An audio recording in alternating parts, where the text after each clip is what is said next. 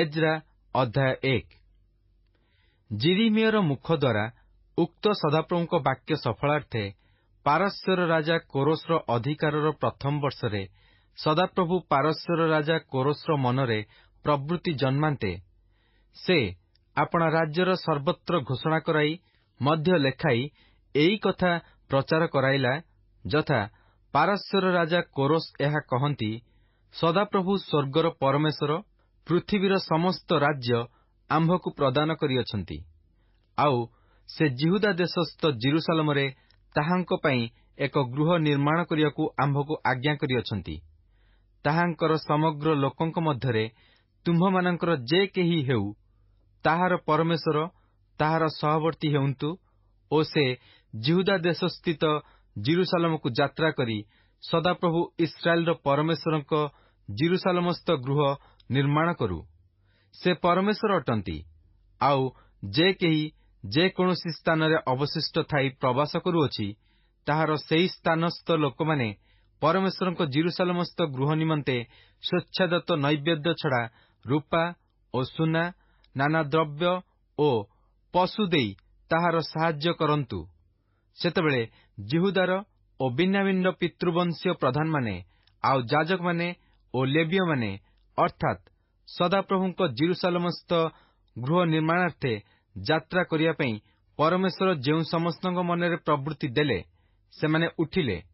ପୁଣି ସ୍ୱେଚ୍ଛାଦତ୍ତ ଦ୍ରବ୍ୟ ଛଡ଼ା ସେମାନଙ୍କ ଚତୁର୍ଦିଗସ୍ଥ ଲୋକ ସମସ୍ତେ ରୌପ୍ୟମୟ ପାତ୍ର, ସ୍ୱର୍ଣ୍ଣ, ନାନା ଦ୍ରବ୍ୟ ଓ ପଶୁ ଓ ବହୁମୂଲ୍ୟ ଦ୍ରବ୍ୟ ଦେଇ ସେମାନଙ୍କର ହସ୍ତ ସବଳ କଲେ।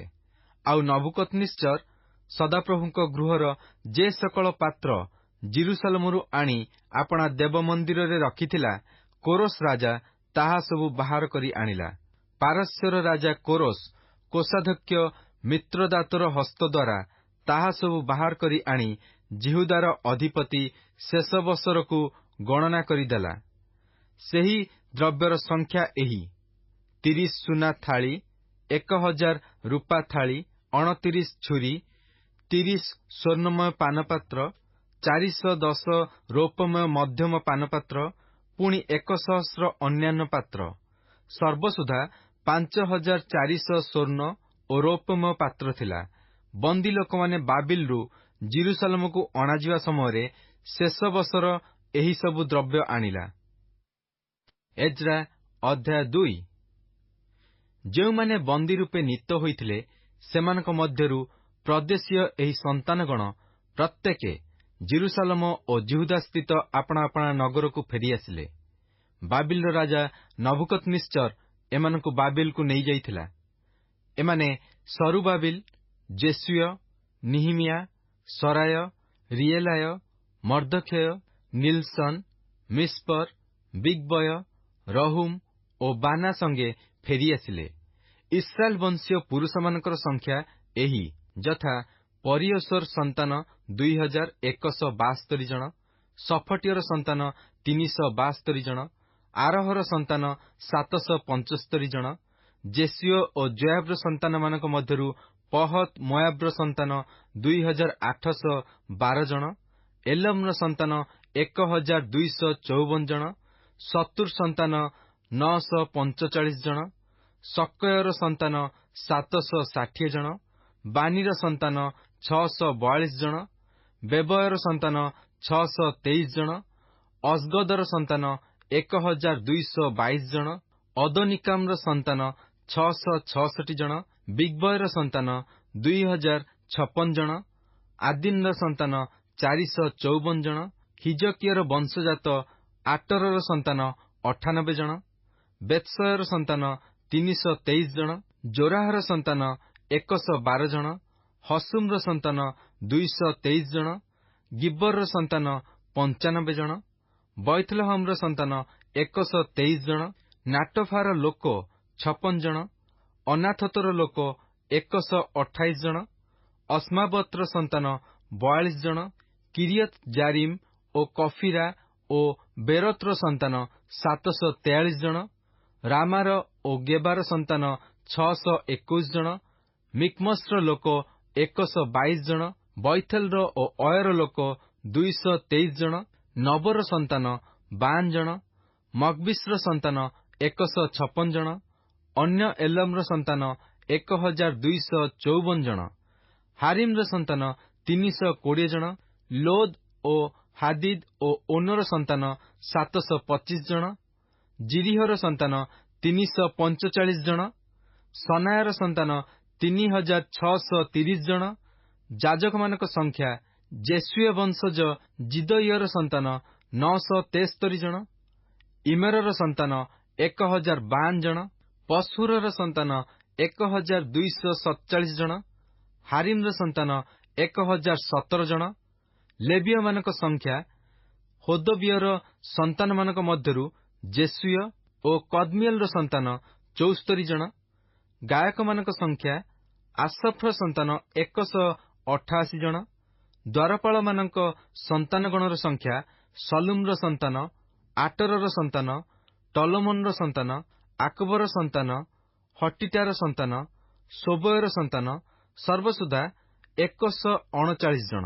ନଥିନୀୟ ଲୋକମାନେ ସିହର ସନ୍ତାନଗଣ, ହସୁଫାର ସନ୍ତାନଗଣ, ଟବାୟତର ସନ୍ତାନଗଣ, କରସର ସନ୍ତାନଗଣ, ସିଅର ସନ୍ତାନଗଣ, ପାଦନର ସନ୍ତାନଗଣ, ଲବାନାର ସନ୍ତାନଗଣ, ହଗାବର ସନ୍ତାନଗଣ, ଅକୁବର ସନ୍ତାନଗଣ, ହାଗବର ସନ୍ତାନଗଣ, ସମଲୟର ସନ୍ତାନଗଣ, ହାନନର ସନ୍ତାନଗଣ, ଗଦେଲର ସନ୍ତାନଗଣ, ଗହରର ସନ୍ତାନଗଣ, ଗୟାର ସନ୍ତାନଗଣ, ରତ୍ସିନର ସନ୍ତାନଗଣ, ନକଦର ସନ୍ତାନଗଣ, ଗସମର ସନ୍ତାନଗଣ, ଉସର ସନ୍ତାନଗଣ, ପାସେହର ସନ୍ତାନଗଣ, ବେସୟର ସନ୍ତାନଗଣ, ଅସ୍ନାର ସନ୍ତାନଗଣ, ମିଉନିମର ସନ୍ତାନଗଣ, ନଫିସିମର ସନ୍ତାନଗଣ, ବକବୁକର ସନ୍ତାନଗଣ, ହକୁଫାର ସନ୍ତାନଗଣ, ହରୁରର ସନ୍ତାନଗଣ, ବସଲୁତର ସନ୍ତାନଗଣ, ମହିଦାର ସନ୍ତାନଗଣ, ହର୍ଷାର ସନ୍ତାନଗଣ, ବରକସର ସନ୍ତାନଗଣ, ସିସରାର ସନ୍ତାନଗଣ,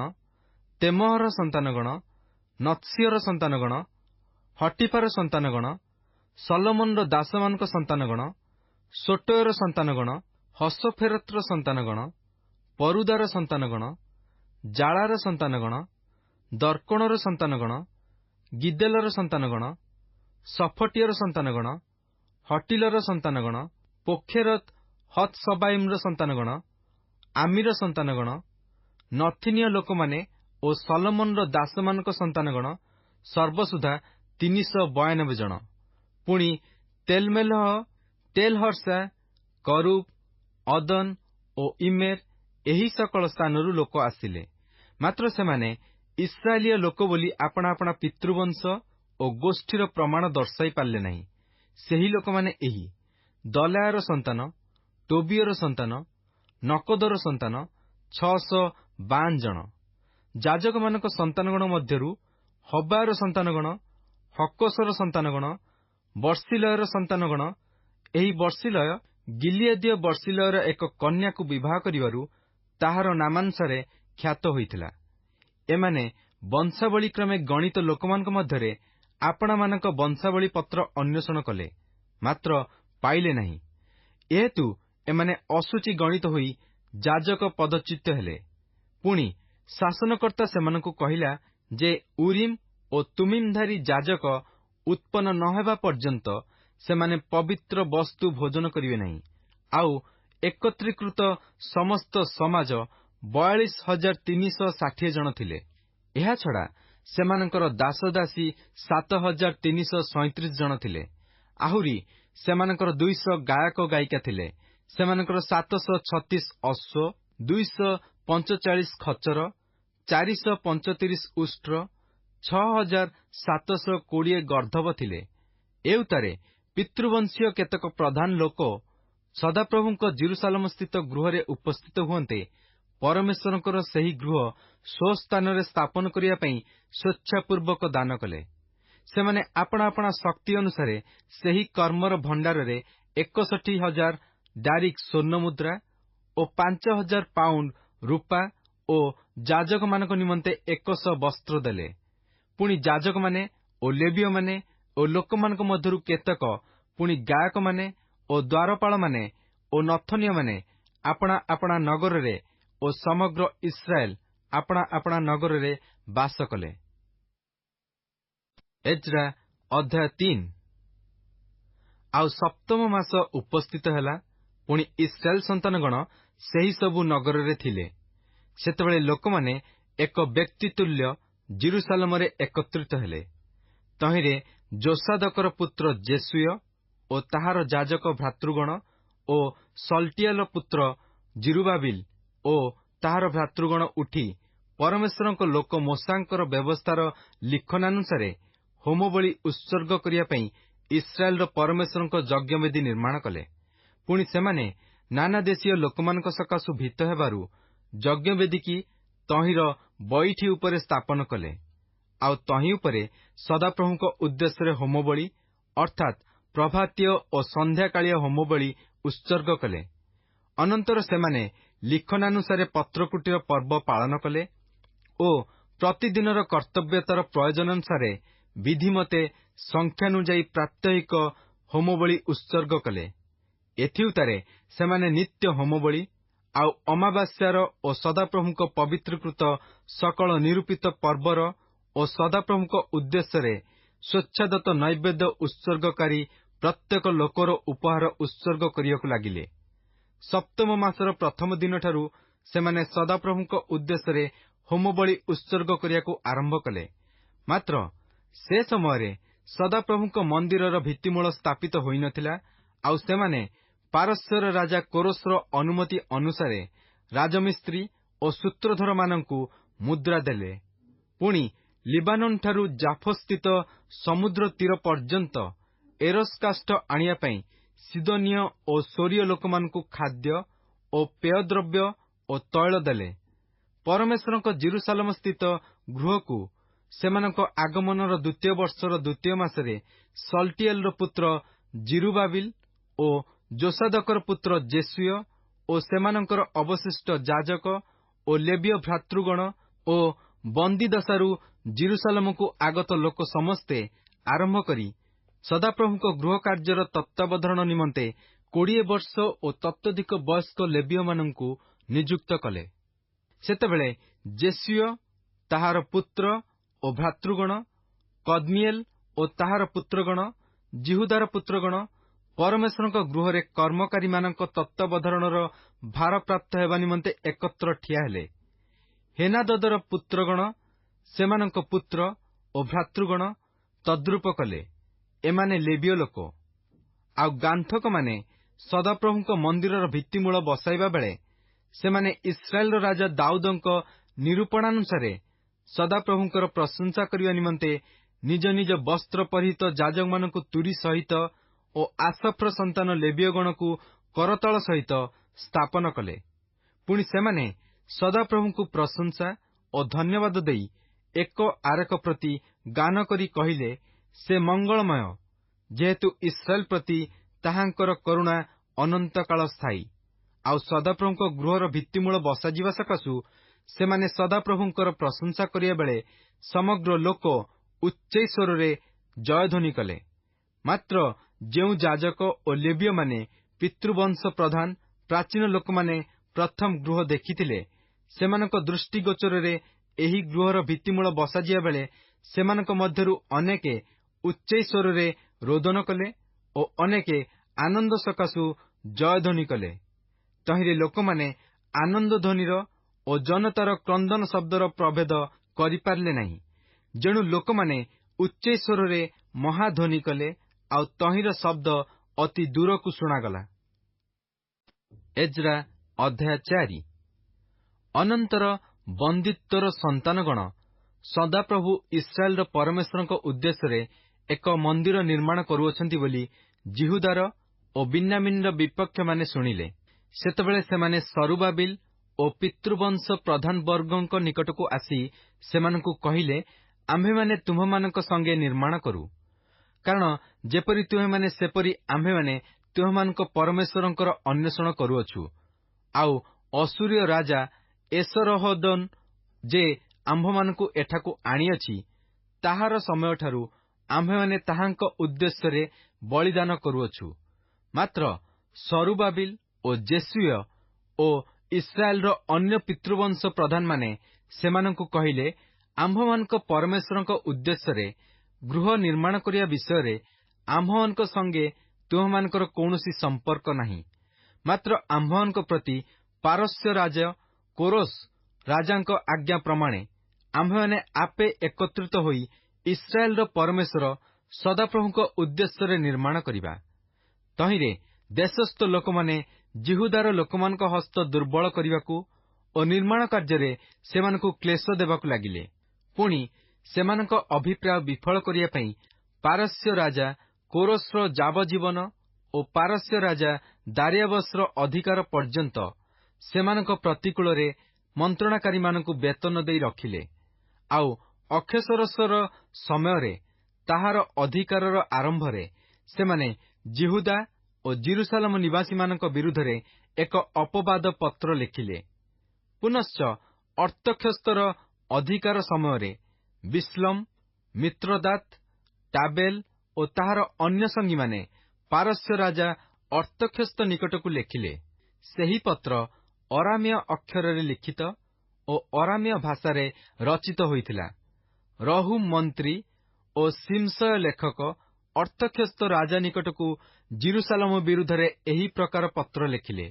ରହୁମ ମନ୍ତ୍ରୀ ଓ ସିମଶିୟ ଲେଖକ ଓ ସେମାନଙ୍କର ଅନ୍ୟ ସଙ୍ଗୀ ସମସ୍ତେ ଅର୍ଥାତ୍ ଦିନୀୟ ଓ ଅପର୍ସକୀୟ, ଟର୍ପଲିୟ, ଅଫର୍ସିୟ, ଅର୍କବୀୟ, ବାବିଲୀୟ, ସୁସନୀୟ, ଦେହୀୟ, ଏଲମୀୟ ଲୋକମାନେ ଆଉ ମହାମହିମ ସମ୍ଭ୍ରାନ୍ତ ଅସ୍ନପର ଦ୍ୱାରା ଆନିତ, ପୁଣି ସମରିଆ ନଗରରେ ଓ ଫରାତ ନଦୀ ସେପାରିସ୍ଥ ଦେଶର ଅନ୍ୟାନ୍ୟ ସ୍ଥାନରେ ସ୍ଥାପିତ ଇତ୍ୟାଦି ଗୋଷ୍ଠୀୟମାନେ ଲେଖିଲେ। ସେମାନେ ଅର୍ତ୍ତକ୍ଷସ୍ତ ରାଜା ନିକଟକୁ ଯେଉଁ ପତ୍ର ପଠାଇଥିଲେ ତହିଁର ଅନୁଲିପି ଏହି: ଫରାତ ନଦୀ ସେପାରିସ୍ଥ ଲୋକ ଆପଣଙ୍କ ଦାସମାନେ ଇତ୍ୟାଦି। ମହାରାଜାଙ୍କ ନିକଟରେ ଜଣାଣ ଏହି ଯେ ଆପଣଙ୍କ ନିକଟରୁ ଆଗତ ଜିହୁଦୀୟ ଲୋକମାନେ ଜିରୁସାଲମକୁ ଆମ୍ଭମାନଙ୍କ କତିକି ଆସିଅଛନ୍ତି। ସେମାନେ ବିଦ୍ରୋହୀ ଦୁଷ୍ଟ ନଗର ନିର୍ମାଣ କରୁଅଛନ୍ତି ଓ ପ୍ରାଚୀର ସମାପ୍ତ କରି ଭିତ୍ତିମୂଳର ଜୀର୍ଣ୍ଣ ସଂସ୍କାର କରିଅଛନ୍ତି। ମହାରାଜାଙ୍କ ନିକଟରେ ଜଣାଣ ଏହି ଯେ ଯେବେ ଏହି ନଗର ନିର୍ମିତ ଓ ପ୍ରାଚୀର କାର୍ଯ୍ୟ ସମାପ୍ତ ହେବ, ତେବେ ସେହି ଲୋକମାନେ କର, ରାଜସ୍ୱ ବା ମାସୁଲ ଦେବେ ନାହିଁ। ପୁଣି ଶେଷରେ ତାହା ରାଜଗଣର କ୍ଷତିକର ହେବ। ଆମ୍ଭେମାନେ ରାଜଗୃହର ଲବଣ ଖାଉ ଓ ମହାରାଜାଙ୍କର ଅପମାନ ଦେଖିବା ଆମ୍ଭମାନଙ୍କର ଉଚିତ ନୁହେଁ। ଏହେତୁ ଲୋକ ପଠାଇ ମହାରାଜାଙ୍କୁ ଏହା ଜଣାଇଲୁ। ଆପଣଙ୍କ ପିତୃପୁରୁଷଗଣର ଇତିହାସ ପୁସ୍ତକ ଅନୁସନ୍ଧାନ କରାଯାଉ। ତେବେ ସେହି ଇତିହାସ ପୁସ୍ତକରେ ଆପଣ ଦେଖିବେ ଓ ଜାଣିବେ ଯେ ଏହି ନଗର ବିଦ୍ରୋହୀ ନଗର, ଆଉ ରାଜଗଣ ଓ ପ୍ରଦେଶ ସମୂହ ପ୍ରତି ଅନିଷ୍ଟକର। ପୁଣି ସେମାନେ ପୂର୍ବ କାଳରେ ତହିଁ ମଧ୍ୟରେ ଗଣ୍ଡଗୋଳ ଘଟାଇଅଛନ୍ତି। ତହିଁ ସକାଶୁ ଏହି ନଗର ବିନଷ୍ଟ ହୋଇଅଛି। ଆମ୍ଭେମାନେ ମହାରାଜଙ୍କୁ ଜଣାଉଅଛୁ ଯେ ଏହି ନଗର ନିର୍ମିତ ଓ ଏହି ପ୍ରାଚୀର କାର୍ଯ୍ୟ ସମାପ୍ତ ହେଲେ ତଦ୍ୱାରା ନଦୀ ସେପାରିରେ ଆପଣଙ୍କର କୌଣସି ଅଂଶ ରହିବ ନାହିଁ। ଏଥିରେ ରାଜା, ମନ୍ତ୍ରୀ ରହୁମର ଓ ଲେଖକ ସିମଶୟର ଓ ସେମାନଙ୍କ ସମରିଆ ନିବାସୀ ଅନ୍ୟ ସଙ୍ଗୀମାନଙ୍କର ଆଉ ନଦୀ ସେପାରିସ୍ଥ ଦେଶୀୟ ଅନ୍ୟାନ୍ୟ ଲୋକଙ୍କର ନିକଟକୁ ଉତ୍ତର ପଠାଇଲା, ଯଥା ତୁମ୍ଭମାନଙ୍କର ମଙ୍ଗଳ ହେଉ ଇତ୍ୟାଦି। ତୁମେମାନେ ଆମ୍ଭମାନଙ୍କ ନିକଟକୁ ଯେଉଁ ପତ୍ର ପଠାଇଅଛ, ତାହା ଆମ୍ଭ ସାକ୍ଷାତରେ ସ୍ପଷ୍ଟ ରୂପେ ପାଠ କରାଯାଇଅଛି। ପୁଣି ଆମ୍ଭ ଆଜ୍ଞାରେ ଅନୁସନ୍ଧାନ କରାଯାନ୍ତେ ଦେଖାଯାଇଅଛି ଯେ ପୂର୍ବ କାଳରେ ଏହି ନଗର ରାଜଗଣ ବିରୁଦ୍ଧରେ ଦ୍ରୋହ କରିଅଛି ଓ ତହିଁ ମଧ୍ୟରେ ରାଜଦ୍ରୋହ ଓ ଗଣ୍ଡଗୋଳ କରାଯାଇଅଛି। ମଧ୍ୟ ଜିରୁସାଲମରେ ପରାକ୍ରାନ୍ତ ରାଜଗଣ ଥିଲେ। ସେମାନେ ନଦୀ ସେପାରିସ୍ଥ ସମସ୍ତ ଦେଶରେ ରାଜତ୍ୱ କଲେ, ଆଉ ସେମାନଙ୍କୁ କର, ରାଜସ୍ୱ ଓ ମାସୁଲ ଦିଆଗଲା। ଏଣୁ ଆମ୍ଭଠାରୁ ଆଜ୍ଞା ପ୍ରଚାରିତ ନୋହିବା ପର୍ଯ୍ୟନ୍ତ ସେହି ନଗର ଯେପରି ନିର୍ମିତ ନୋହିବ, ଏଥିପାଇଁ ଏବେ ତୁମ୍ଭେମାନେ ସେହି ଲୋକମାନଙ୍କୁ କର୍ମରୁ ନିବୃତ୍ତ ହେବାକୁ ଆଜ୍ଞା କର। ପୁଣି ସାବଧାନ, ଏ ବିଷୟରେ ତୁମ୍ଭେମାନେ ହେଳା ନ କର। ରାଜାମାନଙ୍କ କ୍ଷତି ନିମନ୍ତେ କାହିଁକି ଅନିଷ୍ଟ ବୃଦ୍ଧି ପାଇବ? ତହିଁରେ ରହୁମର ଓ ଲେଖକ ସିମଶୟର ଓ ସେମାନଙ୍କ ସଙ୍ଗୀ ଲୋକଙ୍କ ନିକଟରେ ଅର୍ତ୍ତକ୍ଷସ୍ତ ରାଜାର ପତ୍ରର ଅନୁଲିପି ପଢ଼ାଯାନ୍ତେ ସେମାନେ ଶୀଘ୍ର ଜିରୁସାଲମକୁ ଜିହୁଦୀୟମାନଙ୍କ ନିକଟକୁ ଯାଇ ବଳ ଓ କ୍ଷମତା ଦ୍ୱାରା ସେମାନଙ୍କୁ କର୍ମରୁ ନିବୃତ୍ତ କଲେ। ତହୁଁ ଜିରୁସାଲମରେ ପରମେଶ୍ୱରଙ୍କ ଗୃହର କାର୍ଯ୍ୟ ବନ୍ଦ ହେଲା। ପୁଣି ପାରସ୍ୟ ରାଜ ଦାରିଆବସର ଅଧିକାରର 2ୟ ବର୍ଷ ପର୍ଯ୍ୟନ୍ତ ତାହା ବନ୍ଦ ହୋଇ ରହିଲା। ଏଜ୍ରା ଅଧ୍ୟାୟ 5। ଏଥିଉତ୍ତାରେ ହାଗୟ ଭବିଷ୍ୟତବକ୍ତା ଓ ଇଦର ପୁତ୍ର ଜିଖରିୟ ଏହି ଭବିଷ୍ୟତବକ୍ତାମାନେ ଜିହୁଦା ଓ ଜିରୁସାଲମ ସ୍ଥିତ ଜିହୁଦୀୟମାନଙ୍କ ନିକଟରେ ଭବିଷ୍ୟତ ବାକ୍ୟ ପ୍ରଚାର କଲେ। ସେମାନେ ଇସ୍ରାଏଲର ପରମେଶ୍ୱରଙ୍କ ନାମରେ ସେମାନଙ୍କ ନିକଟରେ ଭବିଷ୍ୟତ ବାକ୍ୟ ପ୍ରଚାର କଲେ। ତହିଁରେ ସଲ୍ଟିଏଲର ପୁତ୍ର ସରୁବାବିଲ ଓ ଯୋସାଦକର ପୁତ୍ର ଜେସୁୟ ଉଠି ଜିରୁସାଲମରେ ପରମେଶ୍ୱରଙ୍କ ଗୃହ ନିର୍ମାଣ କରିବାକୁ ଲାଗିଲେ। ଆଉ ପରମେଶ୍ୱରଙ୍କ ଭବିଷ୍ୟତବକ୍ତାମାନେ ସେମାନଙ୍କ ସଙ୍ଗେ ଥାଇ ସେମାନଙ୍କର ସାହାଯ୍ୟ କଲେ। ସେହି ସମୟରେ ତତ୍ତନୟ, ନଦୀ ସେପାରିସ୍ଥ ଦେଶାଧ୍ୟକ୍ଷ ଓ ସଥର ବୋଷଣୟ ଓ ସେମାନଙ୍କ ସଙ୍ଗୀମାନେ ଆସି ସେମାନଙ୍କୁ ପଚାରିଲେ, ଏହି ଗୃହ ନିର୍ମାଣ କରିବାକୁ ଓ ଏହି ପ୍ରାଚୀର ସମାପ୍ତ କରିବାକୁ କିଏ ତୁମମାନଙ୍କୁ ଆଜ୍ଞା ଦେଲା? ତେବେ ଆମ୍ଭେମାନେ ସେମାନଙ୍କୁ ତଦନୁସାରେ ଉତ୍ତର ଦେଲୁ। ସେମାନେ ପଚାରିଲେ, ଏହି ଗାନ୍ଥକମାନଙ୍କ ନାମ କଣ?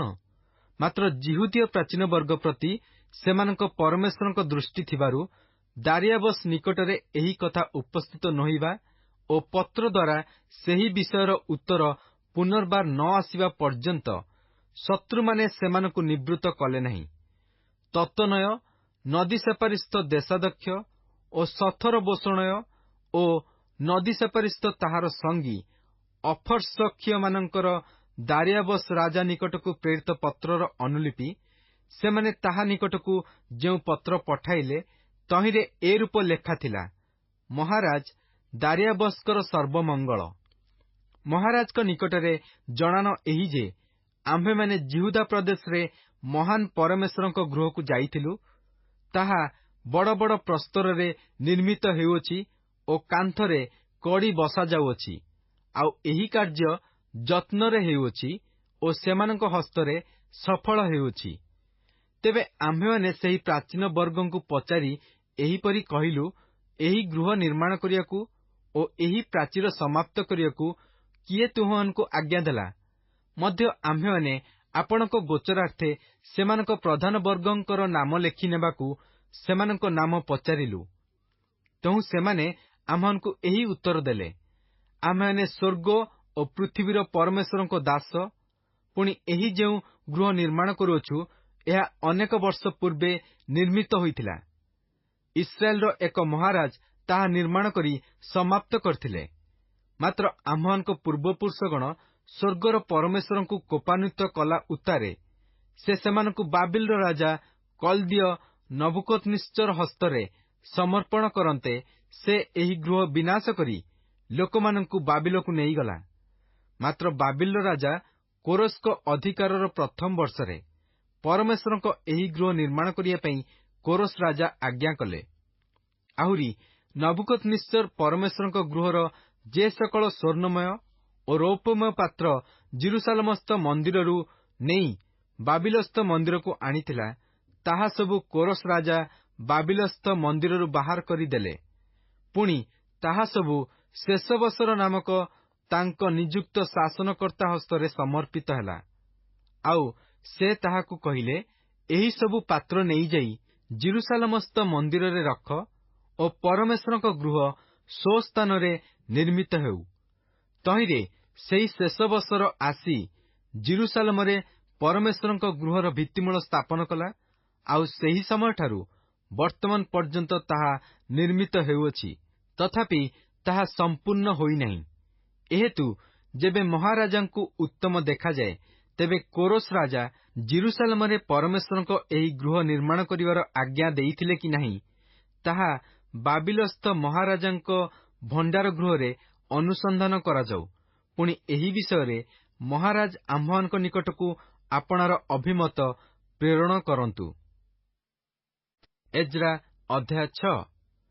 ସେତେବେଳେ ଦାରିଆବସ୍ ରାଜା ଆଜ୍ଞା କରନ୍ତେ ବାବିଲସ୍ଥ ଯେଉଁ ପୁସ୍ତକାଳୟରେ ଧନ ସଞ୍ଚିତ ହେଲା, ତାହା ଅନୁସନ୍ଧାନ କରାଗଲା। ପୁଣି ମାଦୀୟ ପ୍ରଦେଶସ୍ଥ ଅସ୍ମଥା ନାମକ ରାଜଗୃହରେ ଏକ ପୁସ୍ତକ ପ୍ରାପ୍ତ ହେଲା। ତହିଁ ମଧ୍ୟରେ ସ୍ମରଣାର୍ଥେ ଏ ରୂପ ଲେଖା ହୋଇଥିଲା। କୋରସ୍ ରାଜାଙ୍କ ଅଧିକାରର ପ୍ରଥମ ବର୍ଷରେ କୋରସ୍ ରାଜା ଜିରୁସାଲମସ୍ଥିତ ପରମେଶ୍ୱରଙ୍କ ଗୃହ ବିଷୟରେ ଏହି ଆଜ୍ଞା କଲେ, ଲୋକମାନଙ୍କ ବଳିଦାନ ସ୍ଥାନ ସେହି ଗୃହ ନିର୍ମିତ ହେଉ ଓ ତହିଁର ଭିତ୍ତିମୂଳ ଦୃଢ଼ ରୂପେ ସ୍ଥାପିତ ହେଉ। ତହିଁର ଉଚ୍ଚତା 60 ହାତ ଓ ତହିଁର ପ୍ରସ୍ଥ 60 ହାତ ହେଉ।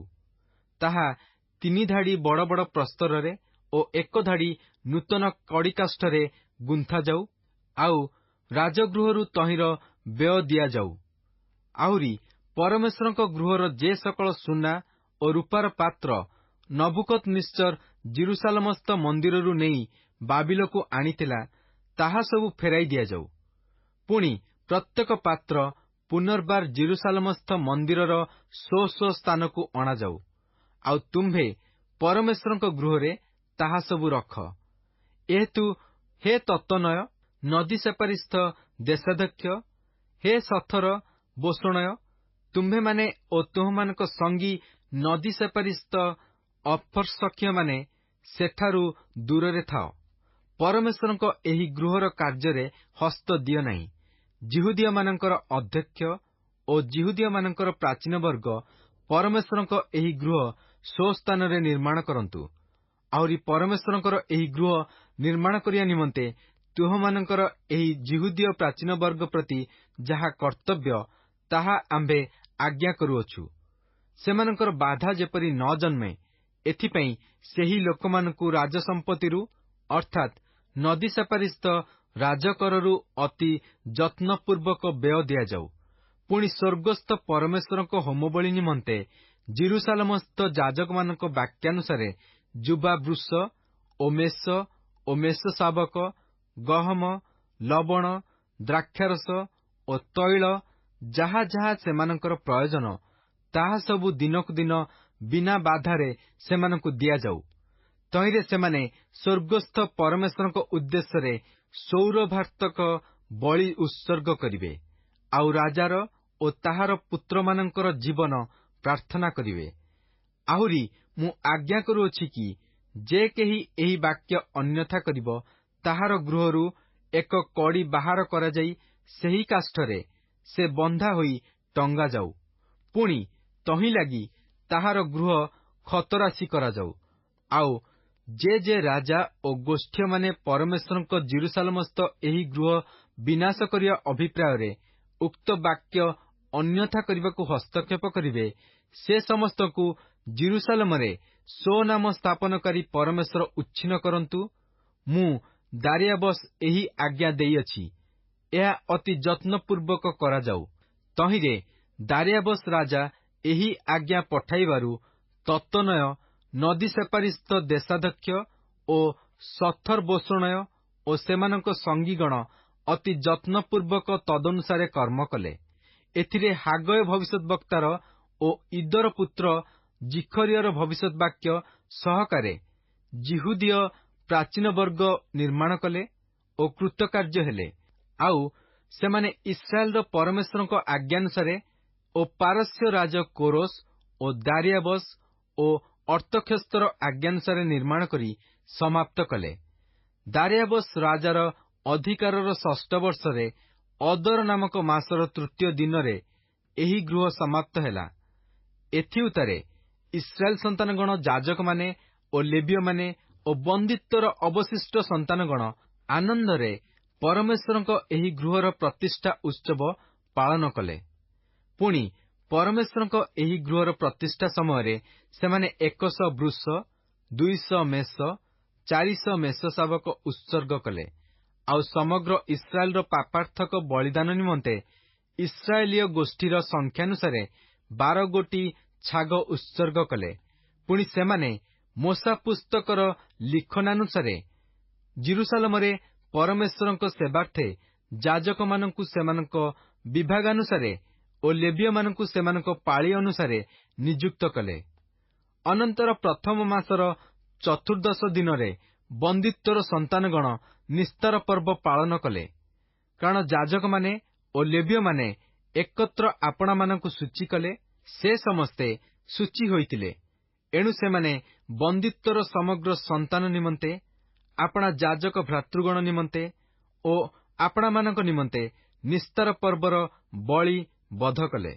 ଆଉ ବନ୍ଦିତ୍ୱରୁ ପୁନରାଗତ ଇସ୍ରାଏଲ ସନ୍ତାନଗଣ ଓ ଯେଉଁମାନେ ସେମାନଙ୍କର ପକ୍ଷ ହୋଇ ଇସ୍ରାଏଲର ପରମେଶ୍ୱର ସଦାପ୍ରଭୁଙ୍କର ଅନ୍ୱେଷଣ କରିବା ପାଇଁ ଦେଶ ନିବାସୀ ଅନ୍ୟ ଦେଶୀୟମାନଙ୍କର ଅଶୁଚିତାରୁ ଆପଣାମାନଙ୍କୁ ପୃଥକ୍ କରିଥିଲେ, ସେ ସମସ୍ତେ ଭୋଜନ କଲେ।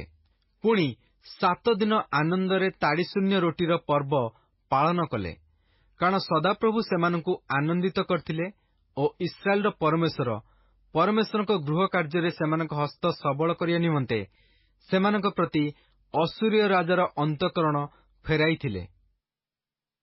ଏଜ୍ରା ଅଧ୍ୟାୟ 7। ଏହିସବୁ ଘଟଣା ଉତ୍ତାରେ ପାରସ୍ୟ ରାଜ ଅର୍ତ୍ତକ୍ଷସ୍ତର ଅଧିକାର ସମୟରେ ସରାୟର ପୁତ୍ର ଏଜ୍ରା ବାବିଲରୁ ଯାତ୍ରା କଲା। ଉକ୍ତ ସରାୟ ଅସରିୟର ସନ୍ତାନ, ଅସରିୟ ହିଲ୍କିୟର ସନ୍ତାନ, ହିଲ୍କିୟ ସଲୁମର ସନ୍ତାନ, ସଲୁମ ସାଦକର ସନ୍ତାନ, ସାଦକ ଅହିଟୁବର ସନ୍ତାନ, ଅହିଟୁବ ଅମରିୟ ସନ୍ତାନ, ଅମରିୟ ଅସରିୟର ସନ୍ତାନ, ଅସରିୟ ମରାୟତର ସନ୍ତାନ, ମରାୟତ ସରହିୟର ସନ୍ତାନ, ସରହିୟ ଉସିର ସନ୍ତାନ, ଉସି ବୁକ୍କିର ସନ୍ତାନ, ବୁକ୍କି ଅବିଷୟର ସନ୍ତାନ, ଅବିଷୟ ପିନ୍ହସର ସନ୍ତାନ, ପିନ୍ହସ ଇଲିଆସର ସନ୍ତାନ, ଇଲିଆସର ପ୍ରଧାନ ଯାଜକ ହାରୋଣଙ୍କର ପୁତ୍ର। ଏହି ଏଜ୍ରା ଇସ୍ରାଏଲର ପରମେଶ୍ୱର ସଦାପ୍ରଭୁଙ୍କ ପ୍ରଦତ୍ତ ମୋଶା ବ୍ୟବସ୍ଥାରେ ନିପୁଣ ଅଧ୍ୟାପକ ଥିଲା। ପୁଣି ତାହା ପ୍ରତି ତାହାର ପରମେଶ୍ୱର ସଦାପ୍ରଭୁଙ୍କ ହସ୍ତର ସହାୟତା ପ୍ରମାଣେ ରାଜା ତାହାର ସମସ୍ତ ପ୍ରାର୍ଥିତ୍ୱ ବିଷୟ ତାହାକୁ ପ୍ରଦାନ କଲା। ଆଉ ଅର୍ତ୍ତକ୍ଷସ୍ତ ରାଜାର 7ମ ବର୍ଷରେ ଇସ୍ରାଏଲ ସନ୍ତାନମାନଙ୍କର ଓ ଯାଜକମାନଙ୍କର ଓ ଲେବୀୟମାନଙ୍କର କେତେକ ଜଣ, ପୁଣି ଗାୟକମାନେ ଓ ଦ୍ୱାରପାଳମାନେ ଓ ନଥିନୀୟମାନେ ଜିରୁସାଲେମକୁ ଗଲେ। ଆଉ ଏଜ୍ରା 5ମ ମାସରେ ଅର୍ଥାତ୍ ରାଜାର ସେହି 7ମ ବର୍ଷରେ ଜିରୁସାଲେମରେ ଉପସ୍ଥିତ ହେଲା, କାରଣ ସେ ପ୍ରଥମ ମାସର ପ୍ରଥମ ଦିନ ବାବିଲରୁ ଯାତ୍ରା ଆରମ୍ଭ କଲା। ପୁଣି ତାହା ପ୍ରତି ପରମେଶ୍ୱରଙ୍କ ମଙ୍ଗଳମୟ ହସ୍ତର ସହାୟତା ପ୍ରମାଣେ ସେ 5ମ ମାସର ପ୍ରଥମ ଦିନରେ ଜିରୁସାଲେମରେ ଉପସ୍ଥିତ ହେଲା। ଯେଣୁ ଏଜ୍ରା ସଦାପ୍ରଭୁଙ୍କ ବ୍ୟବସ୍ଥା ଅନୁସନ୍ଧାନ ଓ ପାଳନ କରିବାକୁ, ପୁଣି ଇସ୍ରାଏଲ ମଧ୍ୟରେ ବିଧି ଓ ଶାସନ ଶିକ୍ଷା ଦେବାକୁ ଆପଣା ମନ ନିବେଶ କରିଥିଲା। ଅର୍ତ୍ତକ୍ଷସ୍ତ ରାଜା ଅଧ୍ୟାପକ ଏଜ୍ରା ଯାଜକକୁ, ଅର୍ଥାତ୍ ସଦାପ୍ରଭୁଙ୍କ ଆଜ୍ଞା ବାକ୍ୟର ଓ ଇସ୍ରାଏଲ ପ୍ରତି ତାହାଙ୍କ ବିଧିର ଅଧ୍ୟାପକକୁ ଯେଉଁ ପତ୍ର ଦେଇଥିଲା, ତହିଁର ଅନୁଲିପି ଏହି, ଯଥା ରାଜାଧିରାଜ ଅର୍ତ୍ତକ୍ଷସ୍ତ ସ୍ୱର୍ଗସ୍ଥ ପରମେଶ୍ୱରଙ୍କ ବ୍ୟବସ୍ଥାଧ୍ୟାପକ ସିଦ୍ଧ ଇତ୍ୟାଦି। ଏଜ୍ରା ଯାଜକ ପ୍ରତି ମୁଁ ଆଜ୍ଞା କରୁଅଛି ଯେ ମୋ ରାଜ୍ୟସ୍ଥିତ ଇସ୍ରାଏଲ ମଧ୍ୟରୁ ଯେତେ ଲୋକ, ପୁଣି ସେମାନଙ୍କର ଯାଜକ ଓ ଲେବୀୟମାନେ ଜିରୁସାଲେମକୁ ସ୍ୱେଚ୍ଛାରେ ଯିବାକୁ ମନ କରନ୍ତି, ସେମାନେ ତୁମ୍ଭ ସଙ୍ଗେ ଯାଉନ୍ତୁ। କାରଣ ତୁମ୍ଭ ହସ୍ତସ୍ଥିତ ତୁମ୍ଭ ପରମେଶ୍ୱରଙ୍କ ବ୍ୟବସ୍ଥା ପ୍ରମାଣେ ଜିହୁଦା ଓ ଜିରୁସାଲେମର ତତ୍ତ୍ୱାନୁସନ୍ଧାନ କରିବାକୁ, ପୁଣି ଜିରୁସାଲେମରେ ଯାହାଙ୍କର ଆବାସ ଅଛି, ଇସ୍ରାଏଲର ସେହି ପରମେଶ୍ୱରଙ୍କ ଉଦ୍ଦେଶ୍ୟରେ ରାଜା ଓ ତାଙ୍କ ମନ୍ତ୍ରୀଗଣର ସ୍ୱେଚ୍ଛାଦତ୍ତ ସୁନା ଓ ରୂପା, ଆଉ ବାବିଲର ସମୁଦାୟ ପ୍ରଦେଶରେ ତୁମ୍ଭେ ଯେ ସମସ୍ତ ରୂପା ଓ ସୁନା ପାଇବ, ପୁଣି ଲୋକମାନେ ଓ ଯାଜକମାନେ ସେମାନଙ୍କ ପରମେଶ୍ୱରଙ୍କ ଜିରୁସାଲେମସ୍ଥିତ ଗୃହ ନିମନ୍ତେ ସ୍ୱେଚ୍ଛାପୂର୍ବକ ଯାହା ଦେବେ, ସେହିସବୁ ସ୍ୱେଚ୍ଛାଦତ୍ତ ଉପହାର ନେବା ନିମନ୍ତେ ତୁମ୍ଭେ ରାଜା ଓ ତାଙ୍କ ସପ୍ତ ମନ୍ତ୍ରୀ ଦ୍ୱାରା ପ୍ରେରିତ ହେଉଅଛ। ଏହେତୁ ତୁମ୍ଭେ ଏହି ମୁଦ୍ରା ଦ୍ୱାରା ଯତ୍ନପୂର୍ବକ ବୃଷ, ମେଷଶାବକ ଓ ତହିଁ ସଙ୍ଗେ ନିରୂପିତ ଭକ୍ଷ୍ୟ ଓ ପେୟ ନୈବେଦ୍ୟ କ୍ରୟ କରି ତୁମ୍ଭମାନଙ୍କ ପରମେଶ୍ୱରଙ୍କ ଜିରୁସାଲେମସ୍ଥିତ ଗୃହର ଯଜ୍ଞବେଦୀ ଉପରେ ଉତ୍ସର୍ଗ କରିବ। ଆଉ ଅବଶିଷ୍ଟ ରୂପା ଓ ସୁନାରେ ତୁମ୍ଭକୁ ଓ ତୁମ୍ଭ ଭ୍ରାତୃବର୍ଗଙ୍କୁ ଯାହା କରିବାକୁ ଭଲ ଦିଶିବ, ତାହା ତୁମ୍ଭେମାନେ ଆପଣାମାନଙ୍କ ପରମେଶ୍ୱରଙ୍କ ଇଚ୍ଛା ପ୍ରମାଣେ କରିବ। ପୁଣି ତୁମ୍ଭ ପରମେଶ୍ୱରଙ୍କ ଗୃହର ସେବାର୍ଥକ ଯେ ସକଳ ପାତ୍ର ତୁମ୍ଭକୁ ଦିଆଯାଉଅଛି, ତାହା ସବୁ ତୁମ୍ଭେ ଜିରୁସାଲେମର ପରମେଶ୍ୱରଙ୍କ ସମ୍ମୁଖରେ ସମର୍ପଣ କର। ପୁଣି ତୁମ୍ଭ ପରମେଶ୍ୱରଙ୍କ ଗୃହ ନିମନ୍ତେ ପ୍ରୟୋଜନୀୟ ଆଉ ଯାହା କିଛି ତୁମ୍ଭକୁ ଦେବାକୁ ପଡ଼ିବ, ତାହା ରାଜାଙ୍କ ଭଣ୍ଡାର ଗୃହରୁ ଦିଅ। ଆଉ ସ୍ୱର୍ଗସ୍ଥ ପରମେଶ୍ୱରଙ୍କ ବ୍ୟବସ୍ଥାଧ୍ୟାପକ ଏଜ୍ରା ଯାଜକ ତୁମମାନଙ୍କଠାରୁ ଯାହା ଯାହା ଚାହିଁବ, ତାହା ସବୁ 100 ତାଳନ୍ତ ପର୍ଯ୍ୟନ୍ତ ରୂପା ଓ 100 ମହଣ ପର୍ଯ୍ୟନ୍ତ ଗହମ ଓ 100 ମହଣ ପର୍ଯ୍ୟନ୍ତ ଦ୍ରାକ୍ଷାରସ ଓ 100 ମହଣ ପର୍ଯ୍ୟନ୍ତ ତୈଳ ଓ ଅପରିମିତ ଲବଣ ଯତ୍ନପୂର୍ବକ ଦେବା ପାଇଁ ଆମ୍ଭେ ଅର୍ଥକ୍ଷସ୍ତ ରାଜା ନଦୀ ସେପାରିସ୍ଥ ସମସ୍ତ କୋଷାଧ୍ୟକ୍ଷଙ୍କୁ ଆଜ୍ଞା କରୁଅଛୁ। ସ୍ୱର୍ଗସ୍ଥ ପରମେଶ୍ୱରଙ୍କ ଦ୍ୱାରା ଯାହା ଯାହା ଆଜ୍ଞା କରାଯାଇଅଛି, ତାହା ସବୁ ସ୍ୱର୍ଗସ୍ଥ ପରମେଶ୍ୱରଙ୍କ ଗୃହ ନିମନ୍ତେ ଠିକ୍ ରୂପେ କରାଯାଉ। କାରଣ ରାଜା ଓ ତାଙ୍କ ପୁତ୍ରଗଣର ରାଜ୍ୟ ବିରୁଦ୍ଧରେ କାହିଁକି କୋପ ବର୍ତ୍ତିବ? ଆହୁରି ଯାଜକମାନଙ୍କର ଓ ଲେବୀୟମାନଙ୍କର, ଗାୟକମାନଙ୍କର, ଦ୍ୱାରପାଳମାନଙ୍କର, ନଥିନୀୟମାନଙ୍କର ଓ ପରମେଶ୍ୱରଙ୍କ ଏହି ଗୃହର ସେବକମାନଙ୍କର କାହାରି ଉପରେ କର, ରାଜସ୍ୱ ବା ମାସୁଲ ବସାଇବା ବ୍ୟବସ୍ଥା ବିରୁଦ୍ଧ ହେବ ବୋଲି ଆମ୍ଭେମାନେ ତୁମମାନଙ୍କୁ ଜଣାଉଅଛୁ। ଆଉ ହେ ଏଜ୍ରା, ତୁମ୍ଭ ପରମେଶ୍ୱରଙ୍କ ବିଷୟକ ଯେଉଁ ଜ୍ଞାନ ତୁମ୍ଭ ହସ୍ତରେ ଅଛି, ତଦନୁସାରେ ନଦୀ ସେପାରିସ୍ଥ ସମସ୍ତ ଲୋକଙ୍କର ବିଚାରାର୍ଥେ ଯେଉଁମାନେ ତୁମ୍ଭ ପରମେଶ୍ୱରଙ୍କ ବ୍ୟବସ୍ଥା ଜାଣନ୍ତି, ଏପରି ଶାସନକର୍ତ୍ତା ଓ ବିଚାରକର୍ତ୍ତାମାନଙ୍କୁ ତୁମ୍ଭେ ନିଯୁକ୍ତ କର। ଆଉ ଯେ ତାହା ନ ଜାଣେ, ତାହାକୁ ତୁମେମାନେ ଶିକ୍ଷା ଦିଅ। ଆଉ ଯେ କେହି ତୁମ୍ଭ ପରମେଶ୍ୱରଙ୍କ ବ୍ୟବସ୍ଥା ଓ ରାଜବ୍ୟବସ୍ଥା ପାଳିବାକୁ ଅସମର୍ଥ ହେବ, ସେହି ଦୋଷ ପ୍ରାଣଦଣ୍ଡର କି ନିର୍ବାସନର କି ଅର୍ଥଦଣ୍ଡର କି କାରାଦଣ୍ଡର ଯୋଗ୍ୟ ହେଉ ପଛେ, ଯତ୍ନପୂର୍ବକ ତାହା ଶାସନ କରାଯିବ। ଯେଉଁ ସଦାପ୍ରଭୁ ଆମ୍ଭମାନଙ୍କ ପିତୃଗଣର ପରମେଶ୍ୱର ସଦାପ୍ରଭୁଙ୍କ ଜେରୁସାଲେମସ୍ଥିତ ଗୃହ ଶୋଭାନ୍ୱିତ କରିବାକୁ ରାଜାର ଅନ୍ତଃକରଣରେ ଏ ରୂପ ପ୍ରବୃତ୍ତି ଦେଇଅଛନ୍ତି, ଆଉ ରାଜାର ଓ ତାହାର ମନ୍ତ୍ରୀଗଣର ଓ ରାଜାର ପରାକ୍ରାନ୍ତ ଅଧିପତି ସମସ୍ତଙ୍କ ସାକ୍ଷାତରେ ମୋ ପ୍ରତି ଦୟା ପ୍ରକାଶ କରିଅଛନ୍ତି, ସେ ଧନ୍ୟ ହେଉନ୍ତୁ। ଏହି ରୂପେ ମୋ ପ୍ରତି ସଦାପ୍ରଭୁ ମୋ ପରମେଶ୍ୱରଙ୍କ ହସ୍ତର ସହାୟତା ପ୍ରମାଣେ ମୁଁ ସବଳ ହେଲି ଓ ମୋ ସଙ୍ଗେ ଯାତ୍ରା କରିବାକୁ ଇସ୍ରାଏଲ ମଧ୍ୟରୁ ପ୍ରଧାନ ଲୋକଙ୍କୁ ଏକତ୍ର କଲି। ଏଜ୍ରା ଅଧ୍ୟାୟ 8। ଅର୍ଥକ୍ଷସ୍ତ ରାଜାର ଅଧିକାର ସମୟରେ ଆପଣା ଆପଣା ପିତୃବଂଶର ଯେଉଁ ପ୍ରଧାନ ବର୍ଗ ଆମ୍ଭ ସଙ୍ଗେ ବାବିଲରୁ ଯାତ୍ରା କଲେ, ସେମାନଙ୍କର ବଂଶାବଳୀ ଏହି ଯଥା: ପିନ୍ହସର ସନ୍ତାନଗଣ ମଧ୍ୟରୁ ଗେର୍ଶୋମ, ଇଥାମରର ସନ୍ତାନଗଣ ମଧ୍ୟରୁ ଦାନିଏଲ, ଦାଉଦଙ୍କର ସନ୍ତାନଗଣ ମଧ୍ୟରୁ ହଟୁସ, ସଖନିୟର ସନ୍ତାନଗଣ ମଧ୍ୟରୁ ପରିୟସର ସନ୍ତାନଗଣ ମଧ୍ୟରୁ ଜିଖରିୟ ଓ ପୁରୁଷମାନଙ୍କ ବଂଶାବଳୀ କ୍ରମେ ତାହା ସଙ୍ଗେ ଗଣିତ 150 ଜଣ। ପହତ ମୋୟାବର ସନ୍ତାନଗଣ ମଧ୍ୟରୁ ସରହିୟର ପୁତ୍ର ଇଲିହ ଐନୟ ଓ ତାହା ସଙ୍ଗେ 200 ପୁରୁଷ। ସଖନିୟର ସନ୍ତାନଗଣ ମଧ୍ୟରୁ ଜହସିଏଲର ପୁତ୍ର, ତାହା ସଙ୍ଗେ 300 ପୁରୁଷ। ଆଉ ଆଦିନର ସନ୍ତାନଗଣ ମଧ୍ୟରୁ ଜୋନାଥନର ପୁତ୍ର ଏବଦ ଓ ତାହା ସଙ୍ଗେ 50 ପୁରୁଷ। ପୁଣି ଏଲମର ସନ୍ତାନଗଣ ମଧ୍ୟରୁ ଅଥଲ୍ୟର ପୁତ୍ର ଜିସାୟ ଓ ତାହା ସଙ୍ଗେ 70 ପୁରୁଷ। ଆଉ ସଫଟିୟର ସନ୍ତାନଗଣ ମଧ୍ୟରୁ ମିଖାଏଲର ପୁତ୍ର ସବ୍ଦିୟ ଓ ତାହା ସଙ୍ଗେ 80 ପୁରୁଷ। ଜୋୟାବର ସନ୍ତାନଗଣ ମଧ୍ୟରୁ ଜିହିଏଲର ପୁତ୍ର ଓବଦିୟ ଓ ତାହା ସଙ୍ଗେ 218 ପୁରୁଷ। ଆଉ ସଲୋମିତ୍ର ସନ୍ତାନଗଣ ମଧ୍ୟରୁ ଯୋସିଫିୟର ପୁତ୍ର ଓ ତାହା ସଙ୍ଗେ 160 ପୁରୁଷ। ପୁଣି ବେବର ସନ୍ତାନଗଣ ମଧ୍ୟରୁ ବେବର ପୁତ୍ର ଜିଖରିୟ ଓ ତାହା ସଙ୍ଗେ 28 ପୁରୁଷ। ଅସଗଦର ସନ୍ତାନଗଣ ମଧ୍ୟରୁ ହକାଟନର ପୁତ୍ର ଯୋହାନନ ଓ ତାହା ସଙ୍ଗେ 110 ପୁରୁଷ। ଆଉ ଅଦୋନିକାମର ସନ୍ତାନଗଣ ମଧ୍ୟରୁ କନିଷ୍ଠମାନେ ଓ ସେମାନଙ୍କ ନାମ ଏହି: ଇଲିଫେଲଟ, ଜିୟୁଏଲ ଓ ସମୟ, ସେମାନଙ୍କ ସଙ୍ଗେ 60 ପୁରୁଷ। ଆଉ ବିଗବୟର ସନ୍ତାନଗଣ ମଧ୍ୟରୁ ଉଥୟ ଓ ସବୁତ ଓ ସେମାନଙ୍କ ସଙ୍ଗେ 70 ପୁରୁଷ। ପୁଣି ମୁଁ ଏମାନଙ୍କୁ ଅହବାଗାମିନୀ ନଦୀ ନିକଟରେ ଏକତ୍ର କଲି, ଆଉ ସେଠାରେ ଆମ୍ଭେମାନେ ଛାଉଣି କରି 3 ଦିନ ରହିଲୁ।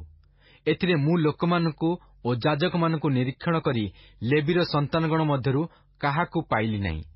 ତେବେ ମୁଁ ଇଲିଏସର, ଅରିଏଲ, ସମୟ ଓ ଇଲନାଥନ ଓ ଜାରିବ ଓ ଇଲନାଥନ ଓ ନାଥନ ଓ ଜିଖରିୟ ଓ ମସୁଲମ, ଏହି ପ୍ରଧାନ ଲୋକମାନଙ୍କୁ ମଧ୍ୟ ଜୟାରିବ୍ ଓ ଇଲନାଥନ ଶିକ୍ଷକମାନଙ୍କୁ ଡାକିବାକୁ ଲୋକ ପଠାଇଲି।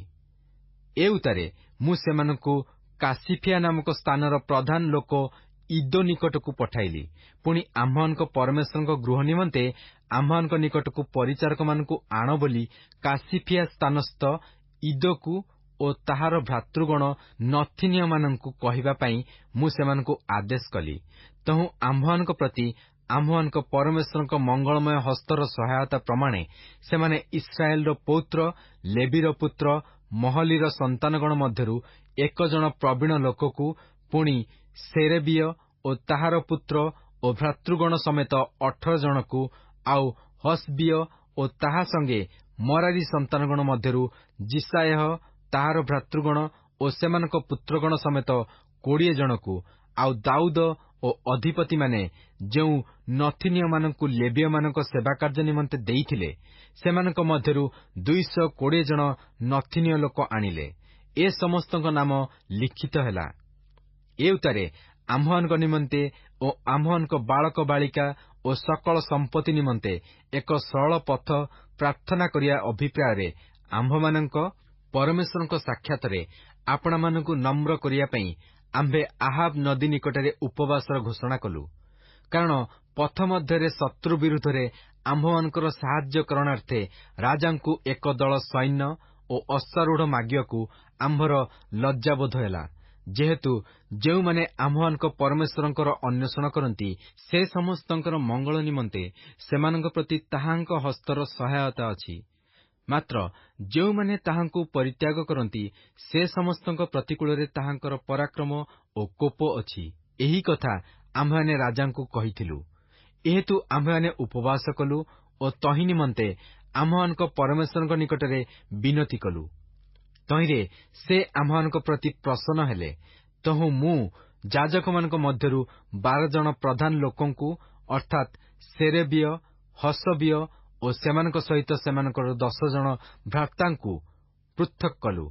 ଆଉ ରାଜା ଓ ତାହାର ମନ୍ତ୍ରୀଗଣ ଓ ତାହାର ଅଧିପତିମାନେ ଓ ଉପସ୍ଥିତ ଇସ୍ରାଏଲ ଲୋକ ସମସ୍ତେ ଆମ୍ଭମାନଙ୍କ ପରମେଶ୍ୱରଙ୍କ ଗୃହ ନିମନ୍ତେ ଯେଉଁ ରୂପା ଓ ସୁନା ଓ ପାତ୍ର ସବୁ ଉପହାର ରୂପେ ପ୍ରଦାନ କରିଥିଲେ, ତାହା ସେମାନଙ୍କୁ ତଉଲି ଦେଲୁ।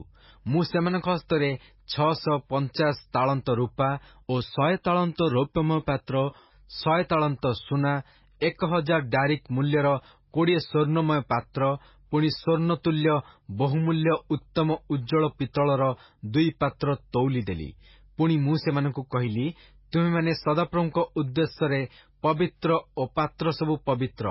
ଆଉ ଏହି ରୂପା ଓ ସୁନା ତୁମ୍ଭମାନଙ୍କୁ ପିତୃଗଣର ପରମେଶ୍ୱର ସଦାପ୍ରଭୁଙ୍କ ଉଦ୍ଦେଶ୍ୟରେ ସ୍ୱେଚ୍ଛାଦତ୍ତ ଉପହାର ଅଟେ।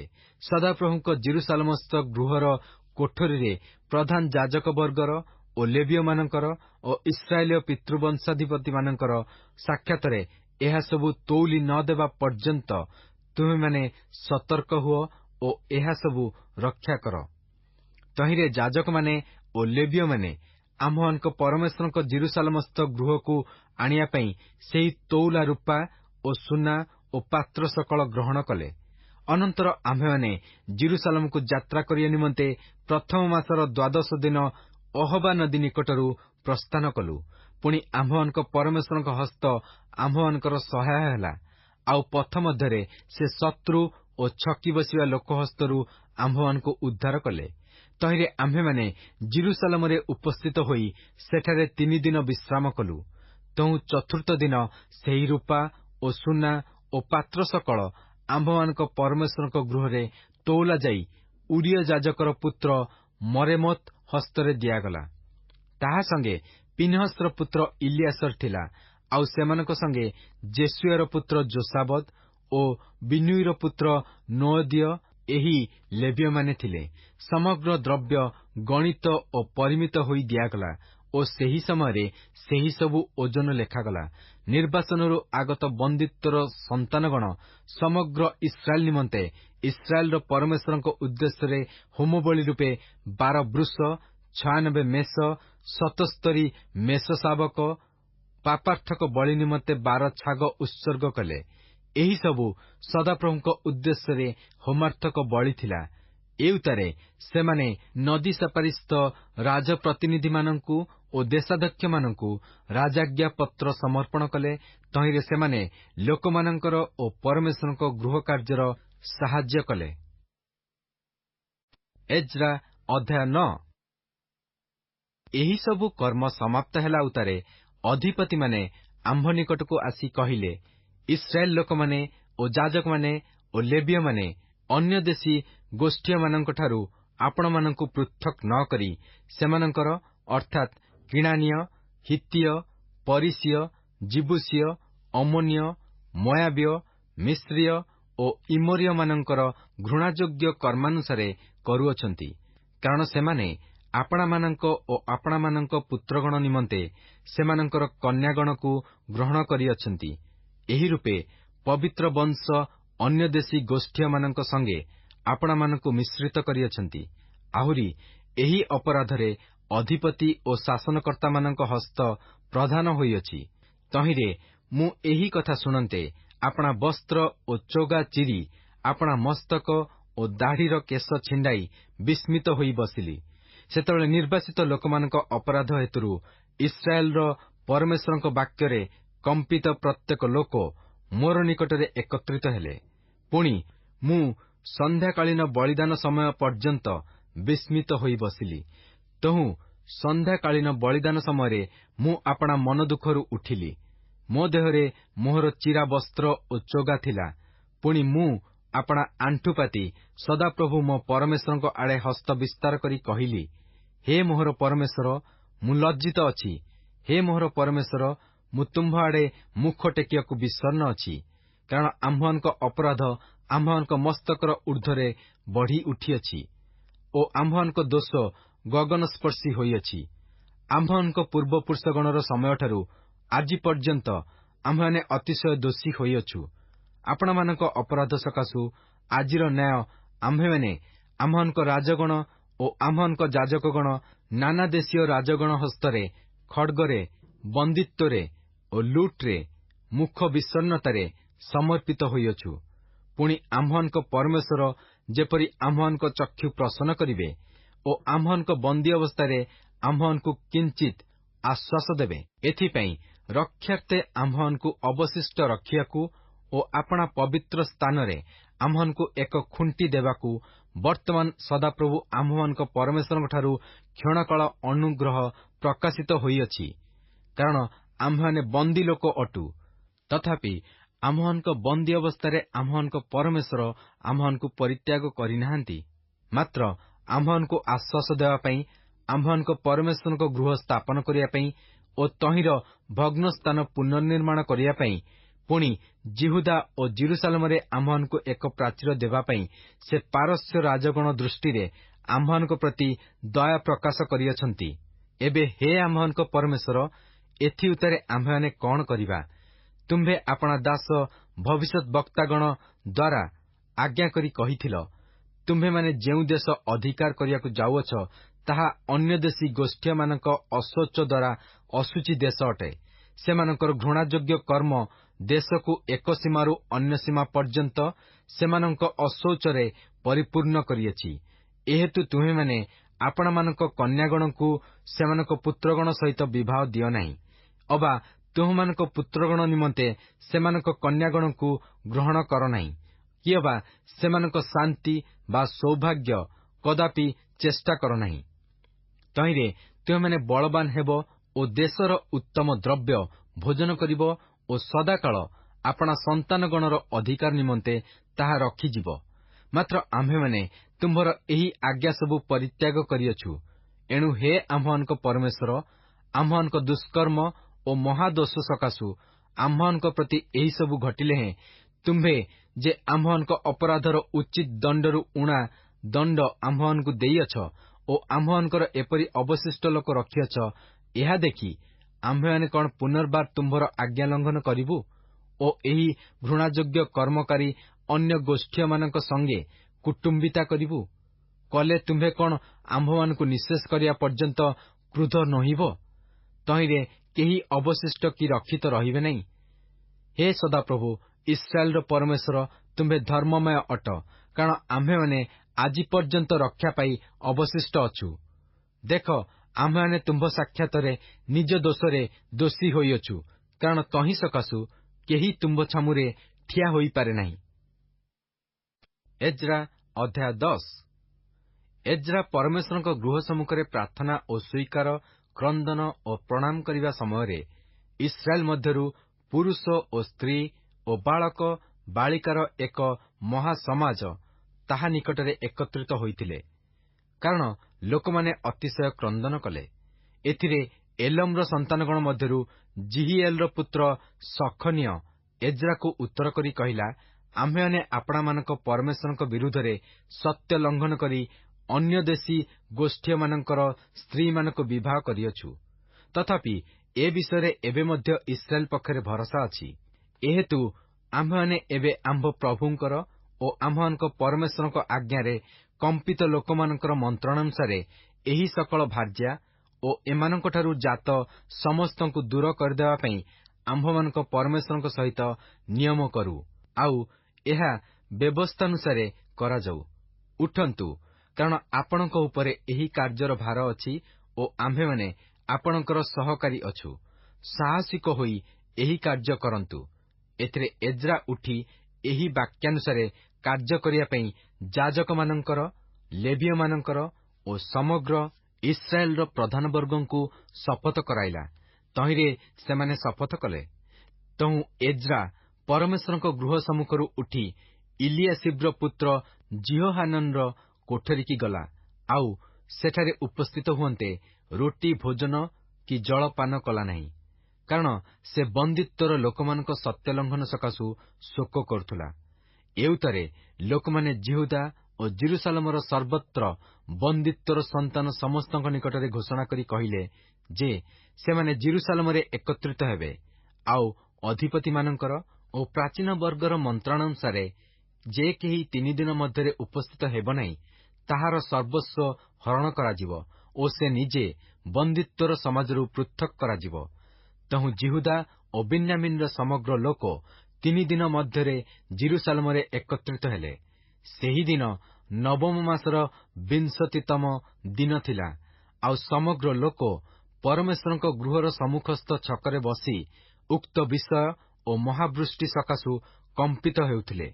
ତହିଁରେ ଏଜ୍ରା ଯାଜକ ଠିଆ ହୋଇ ସେମାନଙ୍କୁ କହିଲା, ତୁମେମାନେ ସତ୍ୟ ଲଙ୍ଘନ କରିଅଛ ଓ ଇସ୍ରାଏଲର ଦୋଷ ବଢ଼ାଇବା ପାଇଁ ଅନ୍ୟ ଦେଶୀୟ ସ୍ତ୍ରୀମାନଙ୍କୁ ବିବାହ କରିଅଛ। ଏହେତୁ ଏବେ ତୁମମାନଙ୍କ ପିତୃଗଣର ପରମେଶ୍ୱର ସଦାପ୍ରଭୁଙ୍କ ନିକଟରେ ସ୍ୱୀକାର କର ଓ ତାହାଙ୍କର ତୁଷ୍ଟିଜନକ କର୍ମ କର, ଆଉ ଦେଶସ୍ଥ ଅନ୍ୟ ଗୋଷ୍ଠୀମାନଙ୍କଠାରୁ ଓ ଅନ୍ୟ ଦେଶୀୟ ସ୍ତ୍ରୀମାନଙ୍କଠାରୁ ଆପଣାମାନଙ୍କୁ ପୃଥକ୍ କର। ସେତେବେଳେ ସମଗ୍ର ସମାଜ ଉତ୍ତର କରି ଉଚ୍ଚୈଶ୍ୱରରେ କହିଲେ, ଆପଣ ଆମ୍ଭମାନଙ୍କ ବିଷୟରେ ଯେପରି କହିଲେ ଆମ୍ଭମାନଙ୍କୁ ସେପରି କରିବାକୁ ହେବ। ମାତ୍ର ଲୋକ ଅନେକ ଓ ଏବେ ଭାରି ବୃଷ୍ଟି ସମୟ, ଆଉ ଆମ୍ଭେମାନେ ବାହାରେ ଠିଆ ହେବାକୁ ଅସମର୍ଥ, କିଏବା ଏହା 1 କି 2 ଦିନର କାର୍ଯ୍ୟ ନୁହେଁ। ଯେଣୁ ଏ ବିଷୟରେ ଆମ୍ଭେମାନେ ମହା ଅପରାଧ କରିଅଛୁ। ଏହେତୁ ସମଗ୍ର ସମାଜ ନିମନ୍ତେ ଆମ୍ଭମାନଙ୍କ ଅଧିପତିମାନେ ନିଯୁକ୍ତ ହେଉନ୍ତୁ। ପୁଣି ଆମ୍ଭମାନଙ୍କ ପରମେଶ୍ୱରଙ୍କ ପ୍ରଚଣ୍ଡ କୋପ ଆମ୍ଭମାନଙ୍କଠାରୁ ନିବୃତ୍ତ ହେବା ପର୍ଯ୍ୟନ୍ତ ଓ ଏ ବିଷୟରେ ନିଷ୍ପତ୍ତି ହେବା ପର୍ଯ୍ୟନ୍ତ ଆମ୍ଭମାନଙ୍କ ନଗରସ୍ଥ ଯେଉଁ ଲୋକମାନେ ଅନ୍ୟ ଦେଶୀୟ ସ୍ତ୍ରୀମାନଙ୍କୁ ବିବାହ କରିଅଛନ୍ତି, ସେ ସମସ୍ତେ ନିରୂପିତ ସମୟରେ ଆସନ୍ତୁ ଓ ସେମାନଙ୍କ ସଙ୍ଗେ ପ୍ରତ୍ୟେକ ନଗରର ପ୍ରାଚୀନଗଣ ଓ ବିଚାରକର୍ତ୍ତୃଗଣ ଆସନ୍ତୁ। ଏହି କଥା ବିରୁଦ୍ଧରେ କେବଳ ଅସାହେଲର ପୁତ୍ର ଯୋନାଥନ ଓ ତକ୍ବର ପୁତ୍ର ଯହସିୟ ଉଠିଲେ, ଆଉ ମଶୁଲମ ଓ ଲେବୀୟ ସଦଥୟ ସେମାନଙ୍କର ସାହାଯ୍ୟ କଲେ। ମାତ୍ର ବନ୍ଦିତ୍ୱର ସନ୍ତାନମାନେ ସେହିପରି କର୍ମ କଲେ। ପୁଣି ଏଜ୍ରା ଯାଜକ ଓ ଆପଣା ଆପଣା ପିତୃବଂଶାନୁସାରେ ଓ ନାମାନୁସାରେ ନିର୍ଦ୍ଦିଷ୍ଟ ପିତୃବଂଶ ପ୍ରଧାନ କେତେକ ଲୋକ ପୃଥକ୍ କରାଗଲେ, ଆଉ ସେମାନେ 10ମ ମାସର ପ୍ରଥମ ଦିନ ସେହି ବିଷୟ ଅନୁସନ୍ଧାନ କରିବାକୁ ବସିଲେ। ପୁଣି ସେମାନେ ପ୍ରଥମ ମାସର ପ୍ରଥମ ଦିନରେ ଅନ୍ୟ ଦେଶୀୟ ସ୍ତ୍ରୀ ବିବାହକାରୀ ପୁରୁଷ ସମସ୍ତଙ୍କର ବିଚାର ସମାପ୍ତ କଲେ। ଯାଜକମାନଙ୍କ ସନ୍ତାନଗଣ ମଧ୍ୟରୁ ଯେଉଁମାନେ ଅନ୍ୟ ଦେଶୀୟ ସ୍ତ୍ରୀମାନଙ୍କୁ ବିବାହ କରିଥିଲେ, ସେମାନେ ଏହି ଯଥା ଯୋସାଦାକର ପୁତ୍ର ଜେସୁଏର ସନ୍ତାନଗଣ ଓ ତାହାର ଭ୍ରାତୃଗଣ ମଧ୍ୟରୁ ମାସେୟ, ଇଲିଏସର, ଜାରିବ ଓ ଗଦଲ୍ୟ। ଏମାନେ ଆପଣା ଆପଣା ଭାର୍ଯ୍ୟାକୁ ଦୂର କରିଦେବେ ବୋଲି ହସ୍ତ ଦେଲେ। ଆଉ ଦୋଷୀ ହେବାରୁ ସେମାନେ ଆପଣା ଆପଣା ଦୋଷ ସକାଶେ ପଲରୁ ଏକ ଏକ ମେଷ ଉତ୍ସର୍ଗ କଲେ। ଆଉ ଇମେରର ସନ୍ତାନଗଣ ମଧ୍ୟରୁ ହନାନୀ ଓ ସବଦିୟ ଓ ହାରିମ୍ର ସନ୍ତାନଗଣ ମଧ୍ୟରୁ ମାସେୟ ଓ ଏଲିୟ ଓ ସମୟ ଓ ଜିହିଏଲ ଓ ଉସିୟ, ଆଉ ପଶୁହରର ସନ୍ତାନମାନଙ୍କ ମଧ୍ୟରୁ ଇଲି ଓ ଐନୟ, ମାସେୟ, ଇସ୍ମାଏଲ, ନଥନେଲ, ଯୋସାବଦ ଓ ଇଲିଆସା। ଆଉ ଲେବୀୟମାନଙ୍କ ମଧ୍ୟରୁ ଯୋସାବଦ ଓ ସିମିଇ ଓ କଲାୟ, ଏହାକୁ କଲିଟ କହନ୍ତି। ପଥାହିୟ, ଜିହୁଦା ଓ ଇଲିଏସର। ଆଉ ଗାୟକମାନଙ୍କ ମଧ୍ୟରୁ ଇଲିଆସିବ। ଦ୍ୱାରପାଳମାନଙ୍କ ମଧ୍ୟରୁ ସଲୁମ ଓ ଟେଲମ ଓ ଉରି। ଇସ୍ରାଏଲ ମଧ୍ୟରେ ପରିୟେଶ୍ୱର ସନ୍ତାନମାନଙ୍କ ମଧ୍ୟରୁ ରମିୟ, ଜିସିୟ ଓ ମଲକିୟ ଓ ମିୟାମିନ ଓ ଇଲିଆସର ଓ ମିଲ୍କିୟ ଓ ବନାୟ। ଆଉ ଏଲମର ସନ୍ତାନଗଣ ମଧ୍ୟରୁ ମତନୀୟ, ଜିଖରିୟ ଓ ଜିହିଏଲ ଓ ଅବ୍ଦି ଓ ଜିରେମୋତ ଓ ଏଲିୟ। ଆଉ ସତୁର ସନ୍ତାନଗଣ ମଧ୍ୟରୁ ଇଲିୟ ଐନୟ, ଇଲିଆସିବ ଓ ମତନୀୟ ଓ ଜିରେମୋତ ଓ ସାବଦ ଓ ଅସିସା। ଓ ବେବର ସନ୍ତାନଗଣ ମଧ୍ୟରୁ ଜିହୋହାନନ, ହନାନୀୟ, ସଜୟ, ଅତଲୟ। ଆଉ ବାନିର ସନ୍ତାନଗଣ ମଧ୍ୟରୁ ମସୁଲମ, ମଲ୍ଲୁକ ଓ ଅଦାୟା, ଜାସୁବ ଓ ସାଲ, ଜିରେମୋତ। ଆଉ ପହତ ମୋୟାବର ସନ୍ତାନଗଣ ମଧ୍ୟରୁ ଅଦନ ଓ କଲାଲ, ବନାୟ, ମାସେୟ, ମତନୀୟ, ବତ୍ସଲେଲ ଓ ବିନୁଇ ଓ ମନସି। ଆଉ ହାରିମ୍ର ସନ୍ତାନଗଣ ମଧ୍ୟରୁ ଇଲିଏସର, ଜିସିୟ, ମଲକିୟ, ସମୟ, ସିମିୟନ, ବିନ୍ୟାମିନ, ମଲ୍ଲୁକ, ସମର୍ୟ। ହସୁମର ସନ୍ତାନଗଣ ମଧ୍ୟରୁ ମତନୟ, ମତତ, ସାବଦ, ଇଲିଫେଲଟ, ଜିରେମୟ, ମନସି, ସିମିଇ। ବାନିର ସନ୍ତାନଗଣ ମଧ୍ୟରୁ ମାଦୟ, ଅମ୍ରାମ ଓ ଉଏଲ। ବନାୟ, ବେଦିଆ, କଲୁହୁ, ବନୀୟ, ମରେମୋତ, ଇଲିଆସିବ, ମତନୀୟ, ମତନୟ ଓ ଜାସୟ। ଆଉ ବାନି ଓ ବିନୁଇ, ସିମିଇ, ସେଲିମିୟ ଓ ନାଥନ ଓ ଅଦାୟା। ମଗ୍ନଦବୟ, ସାସୟ, ସାରାୟ, ଅସରେଲ ଓ ସେଲିମିୟ, ସମର୍ୟ, ସଲୁମ, ଅମର୍ୟ, ଯୋସେଫ। ନବର ସନ୍ତାନଗଣ ମଧ୍ୟରୁ ଜିଏଲ, ମତଥୀୟ, ସାବଦ, ସବିନ, ଇଦୋ ଓ ଯୋଏଲ। ବନାୟ। ଏ ସମସ୍ତେ ଅନ୍ୟ ଦେଶୀୟ ଭାର୍ଯ୍ୟା ଗ୍ରହଣ କରିଥିଲେ। ଆଉ ସେହି ଭାର୍ଯ୍ୟାମାନଙ୍କଠାରୁ କାହାରି କାହାରି ସନ୍ତାନ ସନ୍ତତି ଜାତ ହୋଇଥିଲେ।